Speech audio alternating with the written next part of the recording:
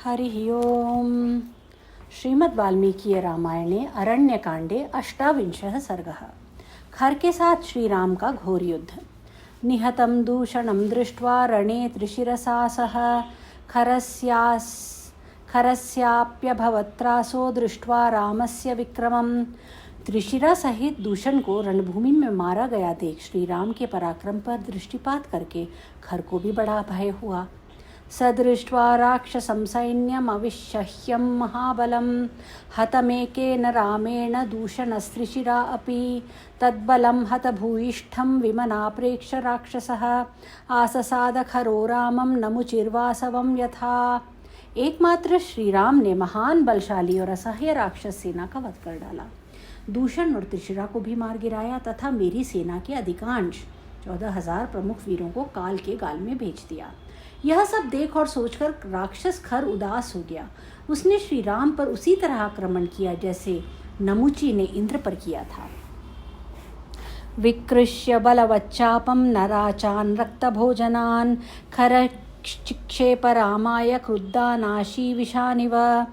खर ने एक प्रबल धनुष को खींचकर श्री राम के प्रति बहुत से नाराज चलाए जो रक्त पीने वाले थे। वे समस्त नाराज रोष में भरे हुए विषधर सर्पों के समान प्रतीत होते थे।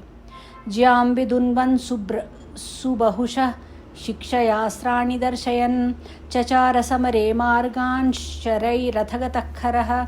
धनुर्विद्या के अभ्यास से प्रत्यंचा को हिलाता और नाना प्रकार के अस्त्रों का प्रदर्शन करता हुआ रथारूढ़ खर समरांगण में युद्ध के अनेक पैतरे दिखाता हुआ विचरने लगा।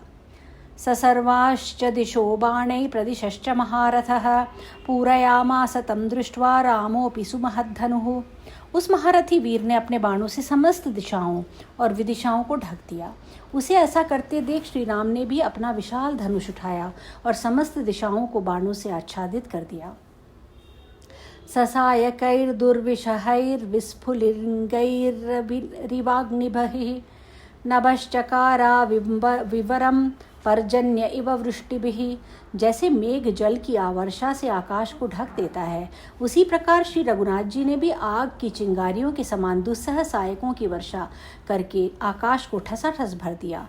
वहाँ थोड़ी सी भी जगह खाली नहीं रहने दी। तद्बभूव शितैर्बाणैः खर राम विसर्जितैः पर्याकाशमनाकाशं सर्वतः शरसंकुलम्। खर और श्री राम द्वारा छोड़े गए पैने बाणों से व्याप्त हो सब ओर फैला हुआ आकाश चारों ओर से बाणों द्वारा भर जाने के कारण अवकाश रहित हो गया। शरजालावृत सूर्यो न तदास्म प्रकाशते अन्योन्यवद संरंभा दुभयो संप्रयुध्यतोः। एक दूसरे के वध के लिए रोषपूर्वक जूझते हुए उन दोनों वीरों के बाण जाल से आच्छादित होकर सूर्यदेव प्रकाशित नहीं होते थे। ततो नालीकनारैचीस्तीक्ष्णाग्रैश्च विकर्णिभिः आजघान रणे रामं तोत्रैरिव महाद्वीपम्। तदनंतर खर ने रणभूमि में श्री राम पर नालीच, नराच और तीखे अग्रभाग वाले विकर्णी नामक बाणों द्वारा प्रहार किया, मानो किसी महान गजराज को अंकुशों द्वारा मारा गया हो। तम्रस्थस्थं धनुष्पाणिं राक्षसं पर्यवस्थितं ददृशुः सर्वभूतानि पाशहस्तमिवान्तकम्। उस समय हाथ में धनुष लेकर रथ में स्थिरतापूर्वक बैठे हुए राक्षस खर को समस्त प्राणियों ने पाशधारी यमराज के समान देखा। हंतारं सर्वसैन्यस्य पौरुषे पर्यवस्थितं परिश्रांतं महासत्वं मेने रामं खरस्तदा। उस वेला में समस्त सेनाओं का वध करने वाले तथा पुरुषार्थ पर डटे हुए महान बलशाली श्री राम को खर ने थका हुआ समझा। तम सिंहमिव विक्रांतं सिंह विक्रांतगामिनं दृष्ट्वा नोद्विजते रामः सिंह शुद्रमृगं यथा। यद्यपि वह सिंह के समान चलता और सिंह के ही तुल्य पराक्रम प्रकट करता था, तो भी उस खर को देखकर श्री राम उसी तरह उद्विग्न नहीं होते थे जैसे छोटे से मृग को देखकर सिंह भयभीत नहीं होता है। ततः सूर्य निकाशेन रथेन महता खरः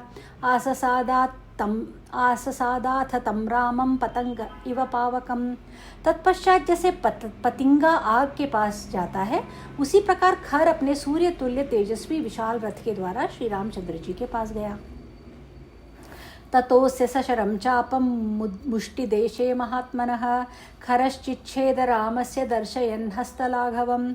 वहाँ जाकर उस राक्षस खर ने अपनी हाथ की फुर्ती दिखाते हुए महात्मा श्री राम के साथ बाण सहित महात्मा श्री राम के बाण सहित धनुष को मुट्ठी पकड़ने की जगह से काट डाला।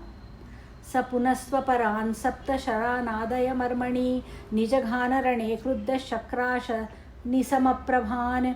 फिर इंद्र के वज्र की भांति प्रकाशित होने वाले दूसरे 7 बाण लेकर रणभूमि में कुपित हुए खर ने उनके द्वारा श्री राम के मर्मस्थल में चोट पहुंचाई। ततः शरसहस्रेण रामम अप्रतिमौजसम अर्दयित्वा महानादम ननाद समरे खरः। तदनंतर अप्रतिम बलशाली श्री राम को सहस्रों बाणों से पीड़ित करके निशाचर खर समरभूमि में जोर जोर से गर्जना करने लगा। ततस्तत्प्रहतं बाणैः खरमुक्तैः सुपर्वभिः पपातकवचं भूमौ रामस्यादित्यवर्चसम्। हर के छोड़े हुए उत्तम गांठ वाले बाणों द्वारा कटकर श्री राम का सूर्य तुल्य तेजस्वी कवच पृथ्वी पर गिर पड़ा। सशरैरर्पितः क्रुद्धः सर्वगात्रेषु राघवः रराज समरे रामो विधूमोऽग्निरिवज्ज्वलन्। उनके सभी अंगों में खर के बाण धस गए थे। उस समय कुपित हो समरभूमि में खड़े हुए श्री रघुनाथ जी धूम रहित प्रज्वलित अग्नि की भांति शोभा पा रहे थे। ततो गंभीरन्निर्भादं राम शत्रुनिबर्हणः चकारान्ताय सरिपो सज्जमन्यमहद्दनुः। तब शत्रुओं का नाश करने वाले भगवान श्री राम ने अपने विपक्षी का विनाश करने के लिए एक दूसरे विशाल धनुष पर, जिसकी ध्वनि बहुत ही गंभीर थी, प्रत्यंचा चढ़ाई। सुमहद्वैष्णवं यत्तद्विसृष्टं महर्षिणा वरम तद्धनुरुद्यम्य खरम समभिधावत। महर्षि अगस्त्य ने महान और उत्तम वैष्णव धनुष प्रदान किया था, उसी को लेकर उन्होंने खर पर धावा किया। ततः कनकपुंखैस्तु शरैः सन्नतपर्वभिः चिच्छेदरामः संक्रुद्धः खरस्य समरे ध्वजम्। उस समय अत्यंत क्रोध में भरकर श्री राम ने सोने की पांख और झुकी हुई गांठ वाले बाणों द्वारा समरांगण में खर की ध्वजा काट डाली। सदर्शनीयो बहुधा विच्छिन्नः कांचनो ध्वजः जगामधरणीं सूर्यो देवतानामिवाज्ञया। वह दर्शनीय सुवर्णमय ध्वज अनेक टुकड़ों में कटकर धरती पर गिर पड़ा, मानो देवताओं की आज्ञा से सूर्यदेव भूमि पर उतर आए हों।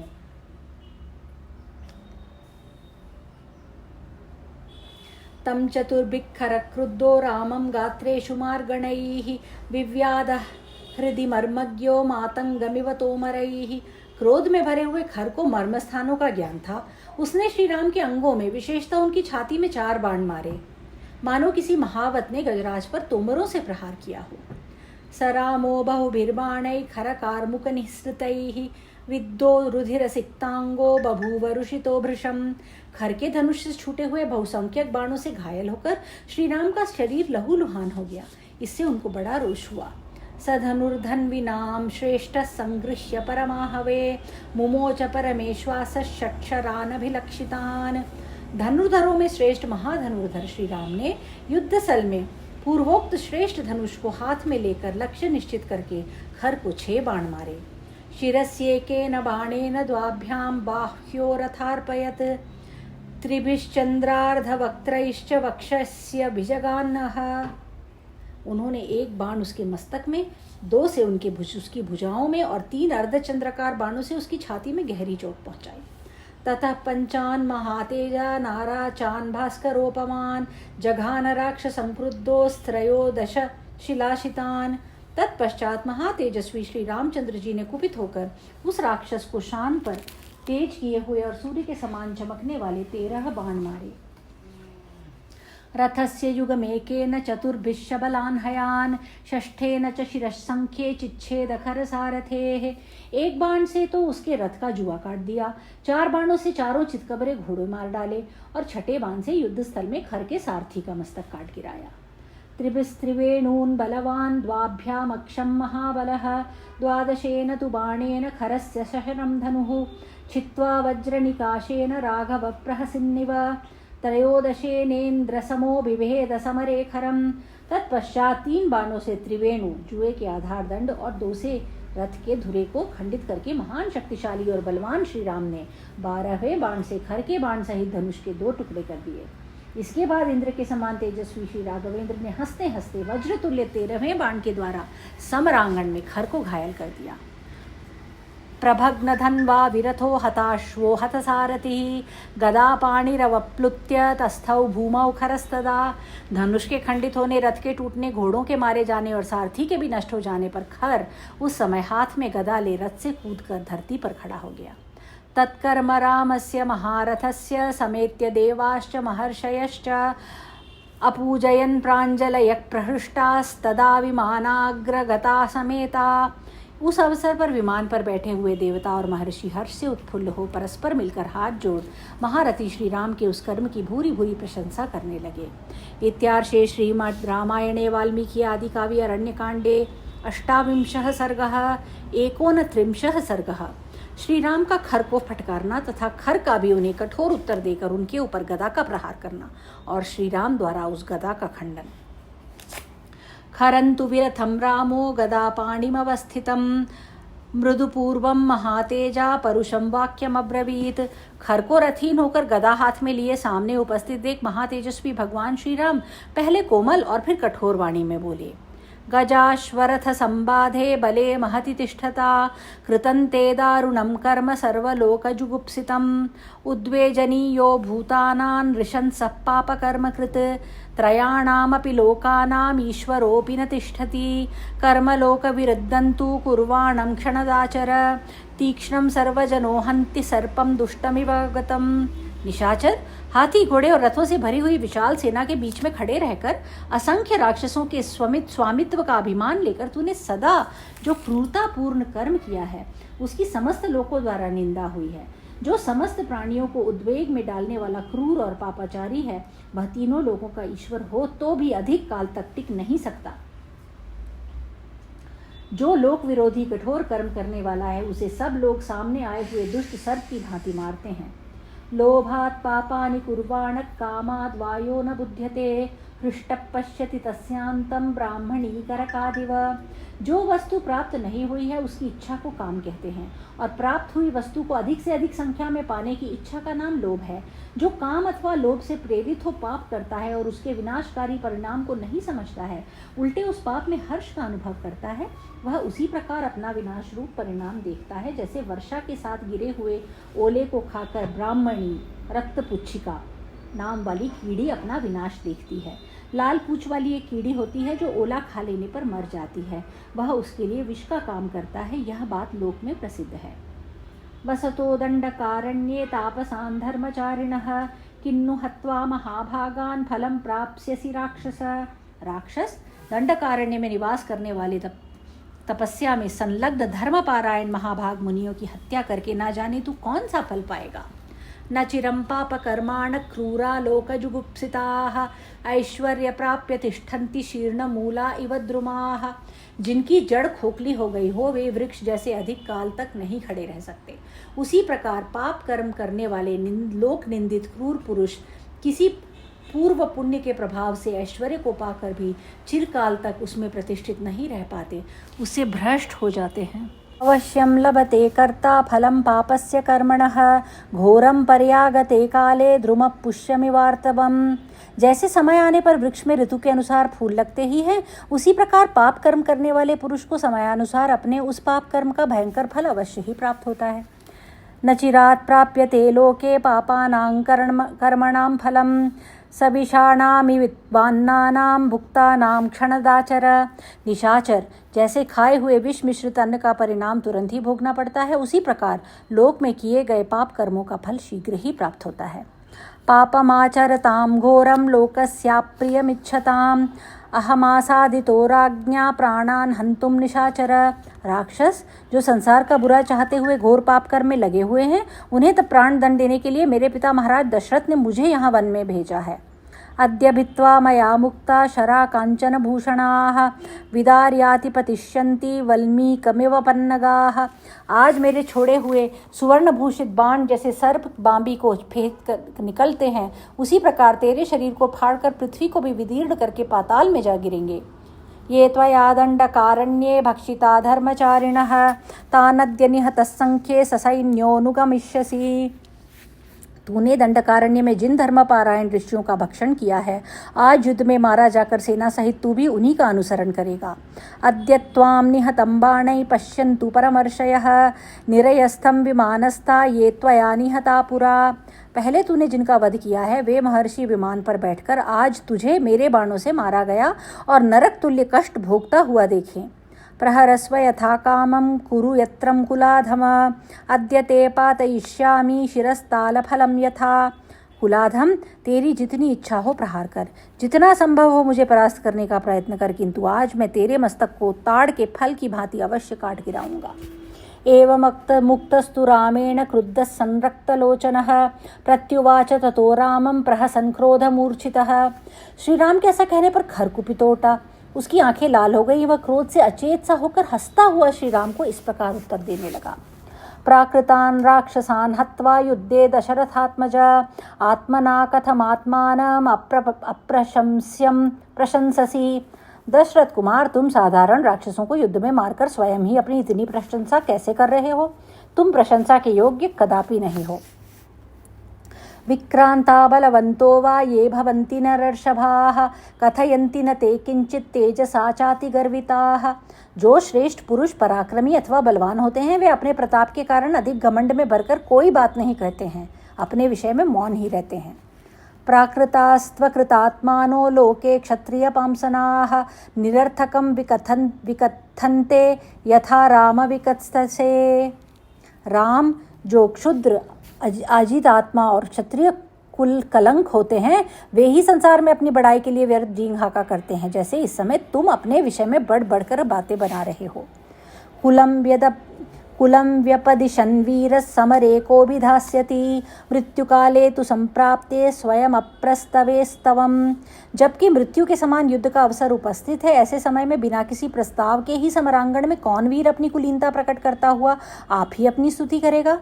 सर्वथा तु लघुत्वन्ते कत्थनेन विदर्शितं सुवर्ण प्रतिरूपेण तप्तेनेव कुशाग्निना। जैसे पीतल सुवर्ण शोधक आग में तपाए जाने पर अपनी लघुता कालेपन को ही व्यक्त करता है, उसी प्रकार अपनी झूठी प्रशंसा के द्वारा तुमने सर्वथा अपने ओछेपन का ही परिचय दिया है। न तु मामिह तिष्ठन्तं पश्यसि त्वं गदाधरं धराधरमिवाकम्प्यं पर्वतं धातुभिश्चितं।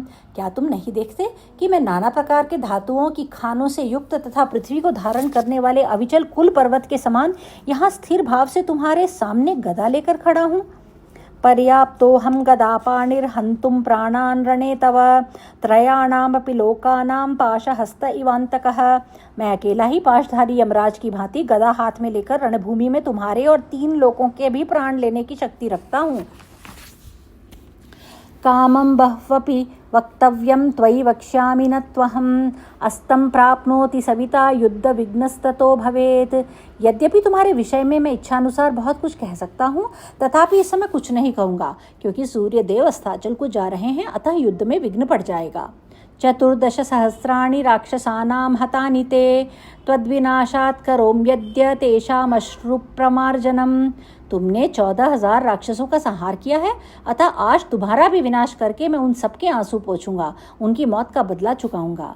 इत्युक्त्वा परमक्रुद्धः सगदां परमांगदां खरश्चिक्षेप रामाय प्रदीप्तामशनिं यथा।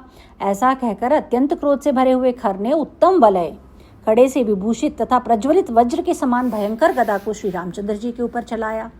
खरबाहु प्रमुक्ता सा प्रदीप्ता महती गदा भस्म वृक्षांश्च गुल्मांश्च कृत्वा तत्समीपतः।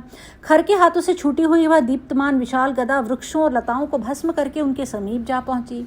तामापतंतीं महतीं मृत्युपाशोपमां गदां अंतरिक्षगतां रामश्चिच्छेद बहुधा शरैः। मृत्यु के पाश की भांति उस विशाल गदा को अपने ऊपर आती देख श्री रामचंद्र जी ने अनेक बाण मारकर आकाश में ही उसके टुकड़े टुकड़े कर डाले। सा विशीर्णा शरैर्भिन्ना प्रपात धरणीतले गदा मंत्रौषधि बलैर्व्यालीव विनिपा गदा मंत्रौषधि बलैर्व्यालीव विनिपातिता। बाणों से विदीर्ण एवं चूर चूर होकर वह गदा पृथ्वी पर गिर पड़ी, मानो कोई सर्पिणी मंत्र और औषधियों के बल से गिराई गई हो। इत्यार्षे श्रीमद् रामायणे वाल्मीकि आदि काव्ये अरण्यकाण्डे एकोनत्रिंशः सर्गः। इस प्रकार वाल्मीकि निर्मित आर्ष रामायण आदिकाव्य के अरण्यकांड में 29वां सर्ग पूरा हुआ। हरि ओम।